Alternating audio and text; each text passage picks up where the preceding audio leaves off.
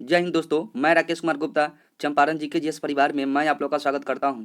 इस वीडियो में आज हम लोग देखेंगे 2 मार्च से संबंधित जितने भी करेंट अफेयर से महत्वपूर्ण प्रश्न बनते हैं उन सभी प्रश्नों को, साथ में इन सभी प्रश्नों से जितने भी सारे संबंधित स्टैटिक्स जीके बनते हैं उन सभी प्रश्नों को भी हम लोग देखेंगे। जी हाँ दोस्तों, आप लोग इस चैनल पर नए हैं तो आपका अपना चैनल चंपारण जी के जीएस परिवार को जरूर सब्सक्राइब कर लीजिएगा और बेल आइकन दबा लीजिएगा, तो आपको समय समय पर नोटिफिकेशन मिलता रहेगा। चलिए दोस्तों, हम लोग वीडियो को स्टार्ट करते हैं बिना टाइम वेस्ट किए हुए। क्वेश्चन नंबर फर्स्ट में दिया हुआ है, देखते हैं क्वेश्चन नंबर फर्स्ट में क्या दिया हुआ है। राष्ट्रीय मूल्यांकन और प्रत्यायन परिषद की कार्यकारी समिति के नए अध्यक्ष कौन बने हैं? राष्ट्रीय मूल्यांकन और प्रत्यायन परिषद की कार्यकारी समिति के नए अध्यक्ष कौन बने हैं? तो इसका राइट आंसर हो जाएगा ऑप्शन नंबर 1 हो जाएगा भूषण पटवर्धन बने। कौन बने हैं? भूषण पटवर्धन बने हुए। चलिए इस क्वेश्चन से संबंधित महत्वपूर्ण फैक्ट को हम लोग देख लेते हैं। भूषण पटवर्धन राष्ट्रीय मूल्यांकन और प्रत्यायन परिषद की कार्यकारी समिति के नए अध्यक्ष बने हैं। राष्ट्रीय मूल्यांकन और प्रत्यायन परिषद द्वारा स्थापित एक स्वायत्त निकाय है। कैसा निकाय है? स्वायत्त निकाय है। किसके द्वारा स्थापित है? यूजीसी के द्वारा। ठीक है। और पूछा जाएगा इसकी स्थापना कब किया गया था? NAAC का मतलब तो इसका किया गया था 5 सितंबर 1994 ईस्वी को। कब किया गया था? 5 सितंबर 1994 ईस्वी को किया गया था। यही पूछा जाएगा इसका मुख्यालय कहाँ पर है? राष्ट्रीय मूल्यांकन और प्रत्यायन परिषद का इसका मुख्यालय है बेंगलोर में। बेंगलोर कहाँ है? कर्नाटक में है। चलिए इसको और हम लोग देख लेते हैं। इसमें पिछली 5 टॉप राष्ट्रीय नियुक्ति को हम एक बार फिर से रिवीजन कर लेते हैं। जो पिछले वीडियो में हम लोग किए थे उसी तरह से सेम इस वीडियो में भी हम लोग देखेंगे।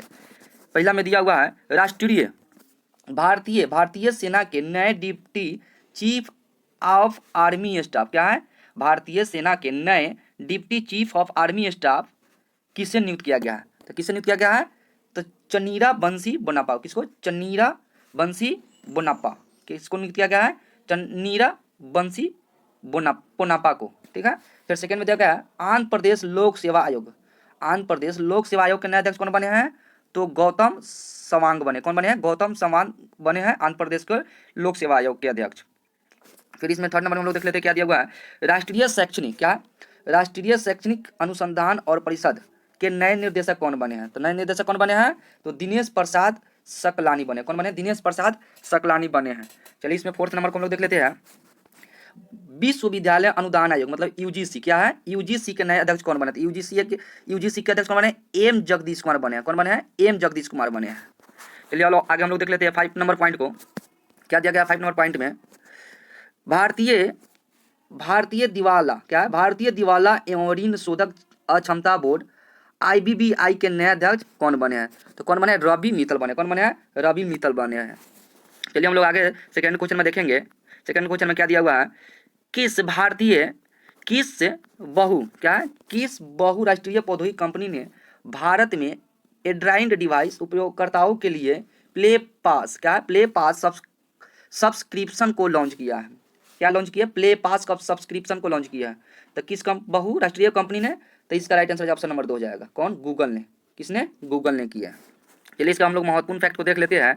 क्या दिया गया? गूगल कंपनी क्या है? गूगल कंपनी ने भारत में प्ले पास सब्सक्रिप्शन को लॉन्च किया है। याद रखिएगा दोस्तों इस पॉइंट को। किया है जो एंड्रॉइड डिवाइस उपयोगकर्ताओं को विज्ञापन इन ऐप खरीदारी और अग्रिम भुगतानों के बिना 1000 से अधिक एप्लीकेशनों और गेमों तक पहुंच कर प्रदान करेगी। ठीक है ना। चलिए हम लोग देख लेते हैं गूगल के बारे में। क्या दिया हुआ है गूगल के बारे में? गूगल अमेरिकी की बहुराष्ट्रीय टेक्नोलॉजी कंपनी है। अगर पूछा जाएगा गूगल का ऐसी कंपनी है तब गूगल एक टेक्नोलॉजी कंपनी है। पूछा जाएगा गूगल की स्थापना कब किया गया था? तो गूगल की स्थापना किया गया था 4 सितंबर 1998 को। कब किया गया था? 4 सितंबर 1998 ईस्वी को गूगल की स्थापना किया गया था। अब वही अगर पूछा जाएगा कि गूगल का मुख्यालय कहाँ है? तो गूगल का मुख्यालय कैलिफोर्निया में। कहाँ है? कैलिफोर्निया में है। जो कैलिफोर्निया कहाँ है? USA मतलब अमेरिका में है। गूगल की मुख्यालय कहाँ है? तो अमेरिका में है। याद रखिएगा दोस्तों। इसी में दिया हुआ है और पॉइंट। अगर पूछा जाएगा कि गूगल का CEO कौन है? तो गूगल का CEO जो है ना वो सुंदर पिचाई है। कौन है? सुंदर पिचाई, जो भारतीय मूल की है। कहाँ की है? भारतीय मूल की है सुंदर पिचाई। और वहीं पूछा जाएगा गूगल का CF कौन है? CFO तो यह है रूट पोर्ट। कौन है? रूट पोर्ट है। कौन है? रूट पोर्ट है गूगल का CFO। चलिए क्वेश्चन नंबर हम लोग 3 में देखेंगे। क्या दिया हुआ है? क्वेश्चन नंबर 3 में क्या दिया हुआ है, विश्व पैरा तिरंदाजी, क्या है, विश्व पैरा तिरंदाजी चैंपियनशिप 2022 के व्यक्तिगत वर्ग में रजत पदक जीतने वाला पहली भारतीय खिलाड़ी कौन बनी है, पहली भारतीय खिलाड़ी कौन बनी है, तो इसका राइट आंसर हो जाएगा ऑप्शन नंबर 2 जगह पूजा जातयान है, कौन बनी है, पूजा जातयान बनी है, याद रखिएगा दोस्तों इसको भी। इसके महत्वपूर्ण पॉइंट को हम लोग देख लेते हैं। पूजा जातयान, क्या है, पूजा जातयान विश्व पैरा, क्या है, विश्व पैरा तिरंदाजी चैंपियनशिप 2022 के व्यक्तिगत बोला जा रहा है, व्यक्तिगत वर्ग में रजत पदक, कौन सा पदक, रजत पदक जीतने वाले पहले भारतीय खिलाड़ी बन गई है, याद रखिएगा दोस्तों, पहली भारतीय बन गई है। पूजा जातयान फाइनल में इटली की पैट्रिली विंसेजा, किसको, इटली की पैट्रिली विंसेजा से हार गई और उन्हें रजत पदक से संतुष्ट होना पड़ा था, ठीक है ना। और पूछा किस देश के खिलाड़ी से हार गया था, तो इटली के, ठीक है ना, जिसका नाम है पैट्रिली विंसेजा, इसी के चलते उनको रजत पदक से संतुष्ट करना पड़ा था। अगर वहीं पूछा जाएगा कि यह चैंपियन जो हुआ था विश्व पैरा तिरंदाजी चैंपियन 2022 कहाँ पर किया गया था, तो इसका आयोजन स्थल था दुबई में। दुबई कहाँ पड़ता है, तो UAE में पड़ता है। चलिए हम लोग देख लेते हैं थोड़ा इससे महत्वपूर्ण क्वेश्चन नंबर 4 को, ठीक है ना। LIC म्यूचुअल फंड के नए MD या CEO कौन बने, अगर पूछा जाएगा LIC म्यूचुअल फंड के नए MD या CEO कौन बने हैं, इसका राइट आंसर हो जाएगा ऑप्शन नंबर 3 हो जाएगा TS रामकृष्णन बने, कौन बने हैं, TS रामकृष्णन बने हैं, इसका LIC म्यूचुअल फंड का MD या CEO बने हैं। चलिए दोस्तों आगे हम लोग इसके महत्वपूर्ण पॉइंट को देख लेते हैं। TS Ramakrishnan LIC mutual fund के नए MD बने हैं। TS रामकृष्णन दिनेश पंगटे, किसका, दिनेश पंगटे का स्थान लेंगे, कौन, TS रामकृष्णन। देख लेते हैं पिछले टॉप 5 MD और CEO का एक बार हम लोग रिवीजन कर लेते हैं, कौन सा MD कौन सा पद पर है और किनके कौन सा संगठन का है। फर्स्ट में दिया हुआ है राष्ट्रीय ई गवर्नेंस डिवीजन के नए CEO कौन बने हैं, तो इसका राइट आंसर है अभिषेक सिंह बने, कौन बने हैं, अभिषेक सिंह बने हैं। फिर सेकेंड में दिया हुआ है भारतीय प्रौद्योगिकी विकास बैंक IDBI, क्या बोलते हैं, IDBI के MD या CEO कौन बने हैं, तो IDBI का बैंक बने हैं राकेश शर्मा बने, कौन बने हैं, राकेश शर्मा बने हैं। फिर थर्ड नंबर में दिया हुआ है होंडा कॉर्स इंडिया, क्या है, होंडा कॉर्स इंडिया के नए अध्यक्ष और CEO कौन बने हैं, तो इसका राइट आंसर हो जाएगा तकुया तिसुमुरा, क्या है, तकुया तिसुमुरा है। 4 नंबर में हम लोग देख लेते हैं एयर इंडिया, क्या है, एयर इंडिया का नए MD और CEO कौन बने हैं, तो एयर इंडिया का MD और CEO बने हैं इलकर आइची, कौन बने हैं, इलकर आइची बने हैं। और 5 नंबर पॉइंट को हम लोग देख लेते हैं विद्युत ऊर्जा कंपनी अडानी पावर के नए CEO कौन बने हैं, मतलब विद्युत ऊर्जा कंपनी जो है अडानी पावर, उसका CEO कौन बने हैं, जिसका CEO बने हैं शेख सी बी खियालिया, कौन बने हैं, शेख सी बी खियालिया बने हैं। ठीक है दोस्तों, क्वेश्चन नंबर हम लोग 5 में देखते हैं क्या दिया हुआ है। क्वेश्चन नंबर 5 में विश्व नागरिक, क्या है, विश्व नागरिक सुरक्षा दिवस 2022 कब मनाया गया है, विश्व नागरिक सुरक्षा दिवस 2022 कब मनाया गया है, तो इसका राइट आंसर हो जाएगा 1 मार्च को मनाया, कब मनाया गया है, 1 मार्च को मनाया गया विश्व नागरिक सुरक्षा दिवस। चलिए दोस्तों इसके महत्वपूर्ण पॉइंट को हम लोग देख लेते हैं। 1 मार्च को विश्व नागरिक सुरक्षा दिवस 2022 के रूप में मनाया गया है। विश्व नागरिक सुरक्षा दिवस नागरिक सुरक्षा के महत्व की ओर ध्यान आकर्षित करने और आपदाओं से लड़ने वाले को प्रयासों और बलिदानों को श्रद्धांजलि देने के लिए मनाया जाता है। मतलब 1 मार्च को जो विश्व नागरिक सुरक्षा दिवस मनाया गया है, इनका मेन मकसद फोकस यही है कि आपदाओं से लड़ने वाले प्रयासों और बलिदानों को श्रद्धांजलि देने के लिए इसको मनाया गया है। और वहीं पूछा जाएगा इसका थीम क्या है 2022 का, 2022 में इसका थीम है नागरिक सुरक्षा और हर घर में प्राथमिक उपचार, क्या है, नागरिक सुरक्षा और हर घर में प्राथमिक उपचार। चलिए दोस्तों हम लोग पिछले टॉप 5 दिवस और थीम को भी देख लेते हैं। ठीक है, 1 नंबर में दिया हुआ है अंतर्राष्ट्रीय सीमा शुल्क दिवस कब मनाया गया है, तो 26 जनवरी को मनाया, कब मनाया गया है, अंतर्राष्ट्रीय सीमा शुल्क दिवस कब मनाया गया है, तो 26 जनवरी को मनाया गया। इसका थीम पूछा जाएगा तो क्या थीम, एक डेटा संस्कृति, क्या है, एक डेटा संस्कृति को अपनाने और एक डेटा पारिस्थितिक तंत्र का निर्माण करके सीमा शुल्क डिजिटल परिवर्तन को बढ़ावा। फिर सेकेंड में दिया हुआ है अंतर्राष्ट्रीय प्रलय, क्या है, अंतर्राष्ट्रीय प्रलय स्मरण दिवस, अंतर्राष्ट्रीय प्रलय स्मरण दिवस कब मनाया जाता है, तो 27 जनवरी को मनाया जाता है, कब मनाया जाता है, 27 जनवरी को मनाया जाता है। इसका थीम क्या है, तो इसका थीम है memory dignity and justice. Third number point को हम लोग देख लेते हैं राष्ट्रीय मतदाता दिवस, क्या है, राष्ट्रीय मतदाता दिवस कब मनाया गया है, तो राष्ट्रीय मतदाता दिवस 25 जनवरी को मनाया गया है। अब वहीं पूछा जाएगा इसकी थीम क्या है 2022 में, तो making election inclusive assemble and participate. चलिए हम लोग 4 नंबर को देख लेते हैं। राष्ट्रीय पर्यटन क्या है? राष्ट्रीय पर्यटन दिवस 2022 मतलब राष्ट्रीय पर्यटन दिवस 2022 कब मनाया गया? तो ये भी 25 जनवरी को मनाया गया। कब मनाया गया? 25 जनवरी को मनाया गया। और इसका थीम पूछा जाएगा तो क्या है? Rural and community centric tourism. चलिए हम लोग 5 नंबर पॉइंट को देख लेते हैं। अंतर्राष्ट्रीय शिक्षा क्या है? अंतर्राष्ट्रीय शिक्षा दिवस 2022 में कब मनाया गया है? तो 24 जनवरी को मनाया गया। अंतर्राष्ट्रीय शिक्षा दिवस कब मनाया गया है? 24 जनवरी को मनाया गया। इसका थीम क्या था 2022 में? तो क्या है? Changing course transforming education. क्या है? चेंजिंग कोर्स ट्रांसफॉर्मिंग एजुकेशन है अंतर्राष्ट्रीय शिक्षा दिवस का थीम यही है 2024 का। चलिए क्वेश्चन नंबर हम लोग 6 में देखते हैं क्या दिया हुआ है। सूर्य कुंड क्या है? सूर्य कुंड हस्तशिल्प मेला। सूर्य कुंड हस्तशिल्प मेला कहाँ आयोजित किया गया है? जिसका राइट आंसर हो जाएगा ऑप्शन नंबर 2 हो जाएगा फरीदाबाद में। फरीदाबाद कहाँ पड़ता है? तो हरियाणा राज्य में पड़ता है। कहाँ पड़ता है? हरियाणा राज्य में पड़ता है। अगर हरियाणा राज्य का पूछा जाएगा अभी मुख्यमंत्री वर्तमान में कौन है? तो यह है मनोहर लाल खट्टर है। कौन है? मनोहर लाल खट्टर है, याद रखिएगा दोस्तों। और हरियाणा की राजधानी क्या है? तो चंडीगढ़ है।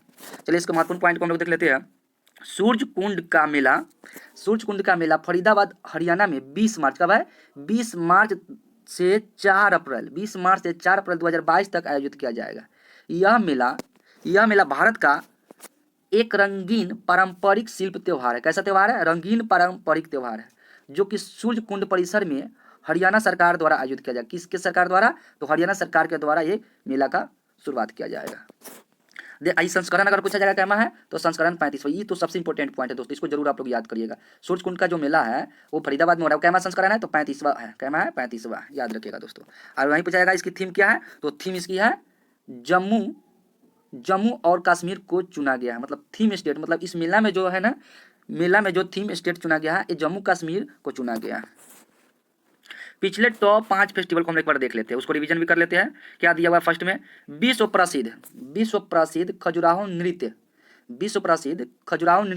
महोत्सव 2022 का आयोजन कहाँ किया गया? तो मध्य प्रदेश में किया गया है। कहाँ किया गया? मध्य प्रदेश में किया गया। मध्य प्रदेश की राजधानी कहाँ है? तो भोपाल है। मध्य प्रदेश का अगर मुख्यमंत्री पूछेगा तो कौन है? तो मामा शिवराज सिंह चौहान है।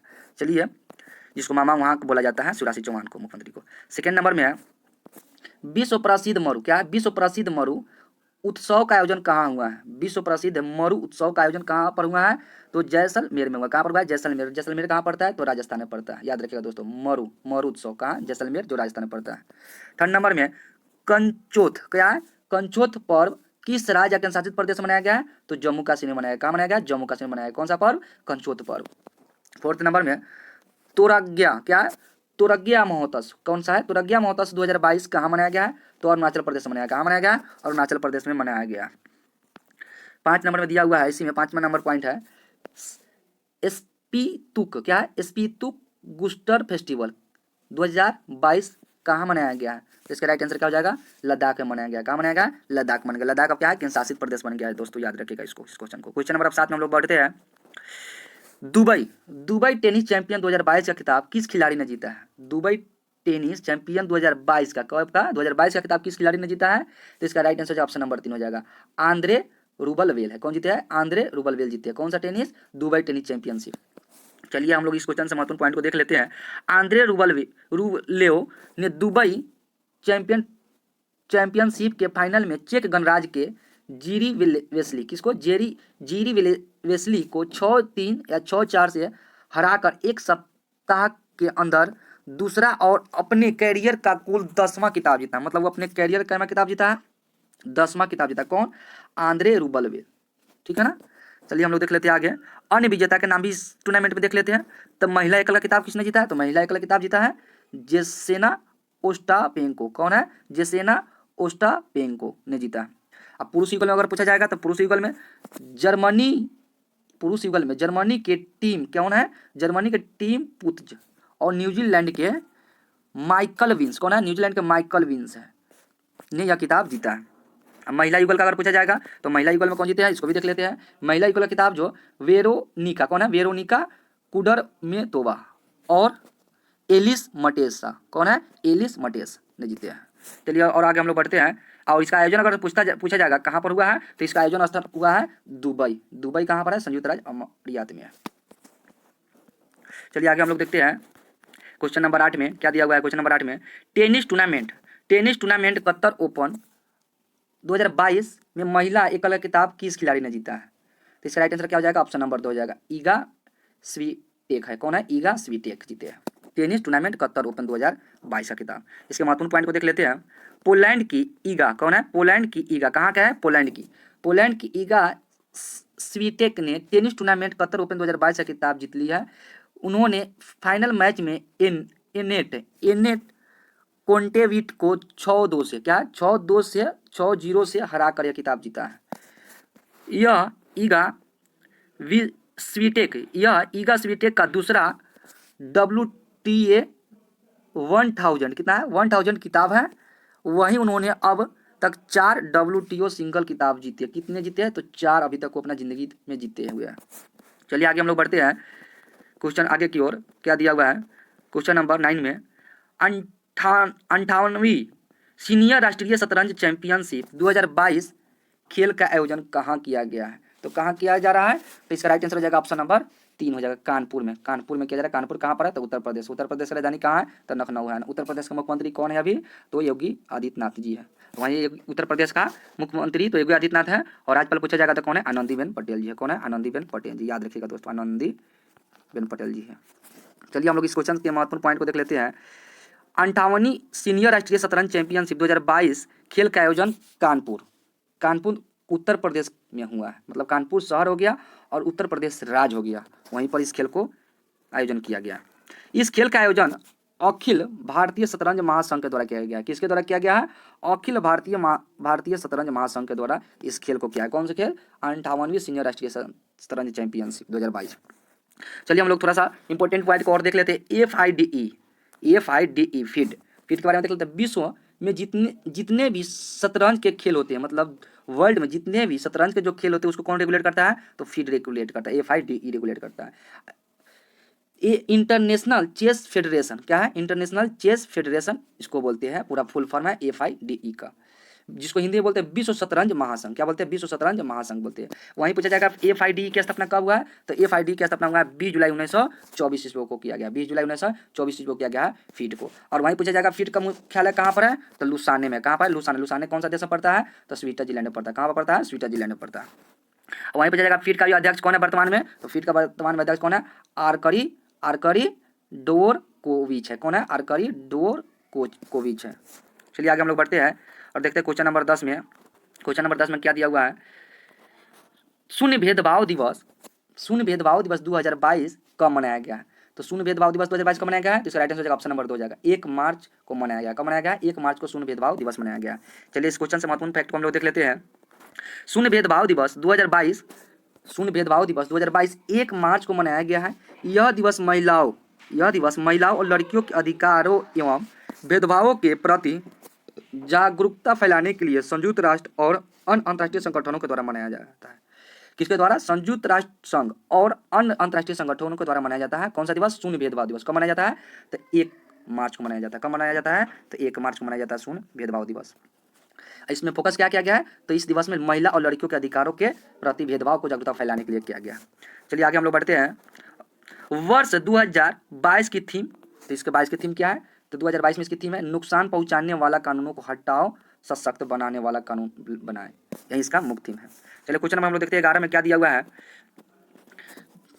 जन औषधि दिवस सप्ताह 2022 कब से कब मनाया जाएगा? तो 1 मार्च से लेकर 7 मार्च 2022 तक मनाया जाएगा। कौन सा दिवस?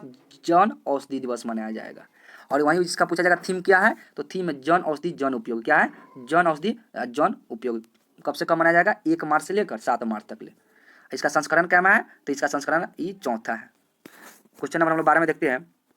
LT फाइनेंस होल्डिंग्स लिमिटेड के नए अध्यक्ष कौन बने हैं? LT फाइनेंस होल्डिंग लिमिटेड के नए अध्यक्ष कौन बने हैं? तो इसका राइट आंसर हो जाएगा SN। कौन है? SN, मतलब SN सुब्रमण्यन। कौन है? सुब्रमण्यन बने हैं। क्वेश्चन नंबर हम लोग 13 में देख लेते हैं। क्या दिया हुआ है क्वेश्चन नंबर 13 में? अंतर्राष्ट्रीय महिला दिवस सप्ताह में से कब तक मनाया जाता है? तो 1 मार्च से लेकर 8 मार्च तक मनाया जाएगा अंतर्राष्ट्रीय महिला दिवस सप्ताह के रूप में। क्वेश्चन नंबर 14 में हम लोग देख लेते हैं। क्या दिया हुआ है? कृषि निर्यात को बढ़ावा देने के लिए किस राज्य ने कृषि निर्यात नीति शुरू की है? तो इसका राइट आंसर हो जाएगा महाराष्ट्र राज्य। कौन किया है? महाराष्ट्र राज्य ने कृषि निर्यात को बढ़ावा देने के लिए राज्य में कृषि निर्यात नीति शुरू किया गया है। कौन सा राज्य? महाराष्ट्र के द्वारा। महाराष्ट्र में भी मुख्यमंत्री कौन है? तो कौन है मुख्यमंत्री वहाँ का भी प्रेजेंट में? तो उसमें है शिवसेना के अध्यक्ष कौन है? आप लोग इसको कमेंट में जरूर बताइएगा दोस्तों। क्वेश्चन नंबर 15 में हम लोग देखेंगे, किस राज्य ने पशुपालन को बढ़ावा देने के लिए 10 करोड़ रुपए के बजट की घोषणा की है? तो इसका राइट आंसर हो जाएगा राजस्थान सरकार ने। किसने? राजस्थान जो सरकार है ना, वहाँ ने पशुपालन को बढ़ावा देने के लिए 10 करोड़, कितने करोड़? 10 करोड़ रुपए के बजट की घोषणा की है। ठीक है, चलिए दोस्तों, आज के जितने भी प्रश्न हम लोग पढ़े हैं, जितने भी प्रश्न के आंसर को हम लोग देखिए, उस सभी प्रश्नों को बारी बारी से हम लोग एक बार रिवीजन कर लेते हैं, ताकि कोई भी प्रश्न आपसे छूटेगा नहीं। चलिए, फर्स्ट क्वेश्चन है था, राष्ट्रीय मूल्यांकन और प्रत्याय परिषद की कार्यकारी समिति के नए अध्यक्ष कौन बने हैं? तो कौन बने हैं? तो भूषण पटवर्धन बने हैं। सेकेंड नंबर है, किस बहुराष्ट्रीय प्रौद्योगिकी कंपनी ने भारत में एंड्रॉयड डिवाइस उपयोगकर्ताओं के लिए प्ले पास सब्सक्रिप्शन को लॉन्च किया है? तो गूगल ने लॉन्च किया। किसने लॉन्च किया है? तो गूगल ने लॉन्च किया। इसमें थर्ड नंबर देख लेते हैं क्वेश्चन को, विश्व पैरा तिरंदाजी चैंपियनशिप 2022 के व्यक्तिगत वर्ग में रजत पदक जीतने वाले पहली भारतीय खिलाड़ी कौन बनी है?